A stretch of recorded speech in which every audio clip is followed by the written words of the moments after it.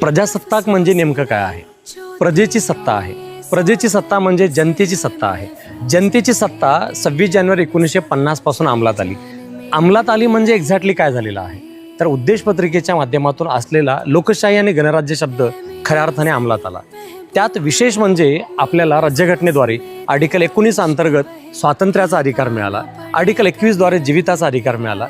Article 324 द्वारे निवडणूक आयोग अंमलात आलं. 325 द्वारे मतदार यादीत नावं आली. 326 या आर्टिकलद्वारे भारतातल्या प्रत्येक नागरिकाला मतदानाचा अधिकार मिळाला.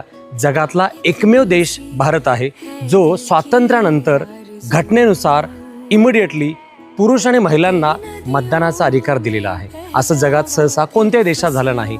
भारतात 26 जानेवारी 1950 पासून देशातल्या प्रत्येक नागरिकाला मतदानाचा अधिकार मिळाला. आणि या मतदानाच्या अधिकारद्वारे आर्टिकल 81 मधील लोकसभा, आर्टिकल 170 मधील विधानसभा मधील मतदारसंघ आणि त्या उमेदवारांना निवडून देण्याचा अधिकार मिळाला. आर्टिकल 243 मधील पंचायतीमधील सदस्यांनाही निवडण्याचा अधिकार भारतीय नागरिकांना मिळाला. आणि आज नागरिक फक्त उमेदवार निवडत नाहीत, तर त्या सभागृहासह त्या सभागृहाच्या माध्यमातून आपले राष्ट्रपतीसुद्धा अप्रत्यक्ष निवडले जाऊ शकतात. अशा प्रकारे भारतीय जनता खऱ्या अर्थाने आपल्या मतदानाद्वारे, आपल्या वोटिंग राईटद्वारे संविधानाच्या अंतर्गत कायद्याचा योग्य अंमल करत आपल्या देशाच्या सर्वोच्च संस्था, सर्वोच्च सभागृह या अंतर्गत उमेदवारांची निवड करणे आणि त्या उमेदवाराच्या माध्यमातून आपल्या देशाची सत्ता चालवणे, खऱ्या अर्थाने सत्तेच्या माध्यमातून जनता मालक राहणे आणि जनतेच्या माध्यमातून सत्तेवर योग्य तो अंकुश ठेवणे, संविधानिक व्यवस्था,